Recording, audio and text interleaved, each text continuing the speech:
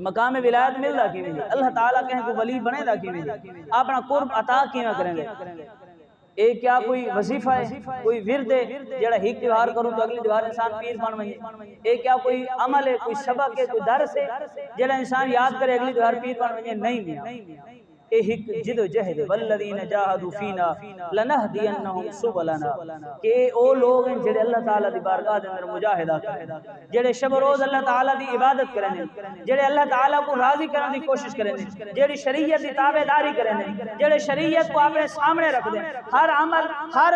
قول ہر فعل شریعت دے تابع کر کے کریں نبی پاک صلی اللہ علیہ وسلم ارشاد فرماتے ہیں خالق کائنات نے ارشاد فرمایا من عاد لی ولیا فقد آذنتہ بالحرب اے لوگوں کہ میرے ولیاں دے نال بغض نہیں رکھنا میرے ولیاں دے نال دشمنی نہیں رکھنی جے میرے ولی دے نال دشمنی رکھی فقد آذنتہ بالحرب میں او دے نال اعلان جنگ پیا کرنا اے لوگوں کہ جعلی پیر کو دیکھ کے کہ اللہ تعالیٰ دے ولی دے خلاف زبان درازی نہیں کرنی اللہ تعالیٰ دے ولیاں دے نال انسان محبت کرے اللہ تعالیٰ کرم نوازیاں کریں دیں اللہ تعالیٰ رحمتاں دی بارش کریں دیں لیکن جڑے انسان دے دل دے اندر اولیاء اللہ دا بغض آونجے انسان دے دل دے اندر کہیں ولی دا بغض آونجے کہیں ولی دی نفرت آونجے کہیں انسان کو سن کے دو ولیاں دے خلاف تھی ونجے ارشاد فرمایا فقد آذنتہ بالحرب وطیم سے تیار تھی ون کہ اللہ تعالیٰ تیرے نال اعلان جنگ پیا کریں دے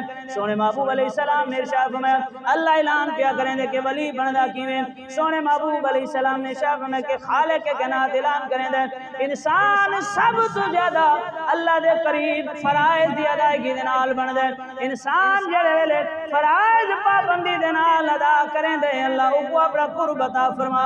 چھڑیں دے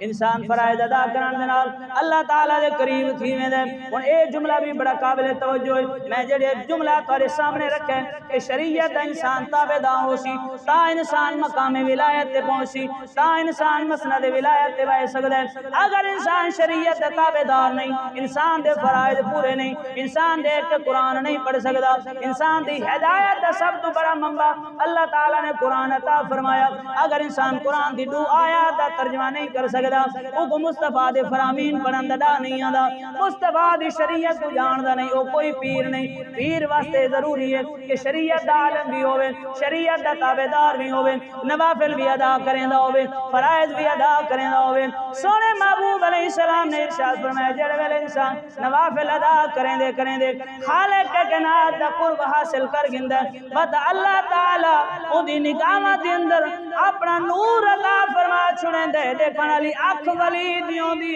وچ نور خدا دا دے